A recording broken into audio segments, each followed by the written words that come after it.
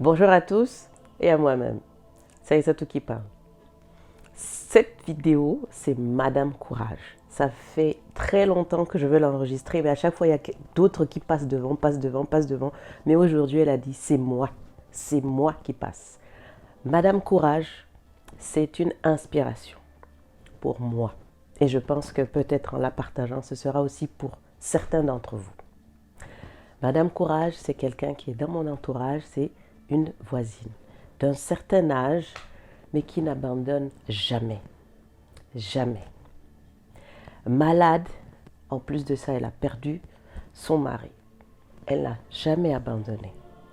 Elle a une maladie carrément débilitante, donc une partie de son corps ne fonctionne pas bien. Mais chaque jour, par tous les temps, elle va faire elle va sortir 2 fois de chez elle pour faire une marche de longtemps. C'est-à-dire, je peux sortir et je reviens, je la trouve en train de revenir. Ça peut faire minimum 30 minutes. Elle est dehors. Elle marche parce qu'elle sait que c'est important pour elle et elle sait que c'est bien pour son corps, sa santé physique et émotionnelle. Cette dame est une inspiration. Et ça, c'est-à-dire, il y a des moments où j'étais là, oh, il y a ci qui va pas, il y a ci qui va pas, et je la vois passer.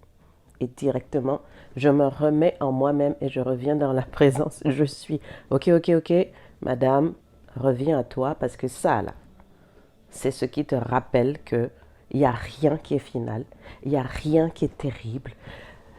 Bon, rien qui est terrible, c'est autre. Il n'y a rien qui n'est pas surmontable. Si cette personne peut le faire, je peux le faire. Et ça, c'est quelque chose qui est à chaque fois qui me revient quand il y a des choses comme ça. Je dis, rappelle-toi, Madame Courage. Je l'appelle Madame Courage, je ne vais pas donner son nom. Hein. Mais franchement, et je lui dis, parce qu'elle est là, pimpante, bien coiffée, toujours bien habillée, et elle marche par tous les temps. Quel que soit son mal, elle a son bâton, elle y va doucement, mais sûrement. Elle n'abandonne jamais. Et c'est ça le message. Ne jamais abandonner.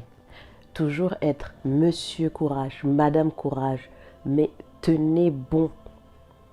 Quelles que soient les perturbations, rappelez-vous que aujourd'hui peut-être c'est difficile, même pas. Peut-être 7 minutes c'est difficile, mais la minute suivante ce sera moins.